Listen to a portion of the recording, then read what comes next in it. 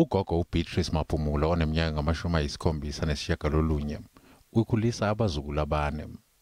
Ngezinsuku ezijwayelekile lezi ngane zithola kuya ngasethunjini uma kuvulwe izikole emini kuphela. Labazukulu baphila ngemali yesibonelelo sikahulumeni sikagogo wabo. Isimo engibhekene naso asikho right kahle.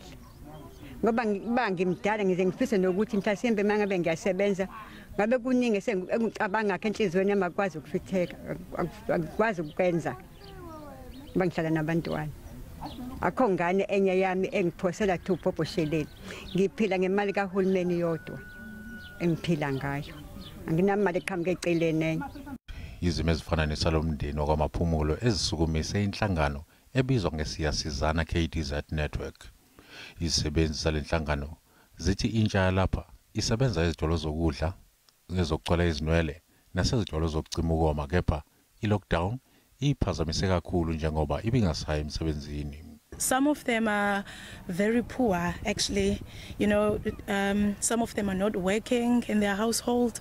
So we really felt bad that we should do something. Isiyasizana ixhaswe ngosomabhizinisi bendawo kanye nohulumeni. Singafisa ukufikelela kakhulu kwimindeni eminingi. Kodwa ngenxa yamandla emali amafushane singaziboni sikwazi ukufikelela. Siya aphila kakhulu emphakathini yethu ukuthi akuvuke ubuntu.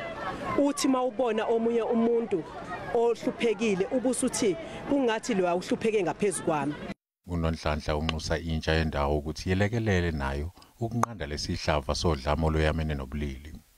Abagqugquzeli bahlela ukunikela ngezinto ezidingeka kakhulu emphakathini ukusiza labo abaswele, kepha banxuse okunye ukwesekwa okuthe xaxa.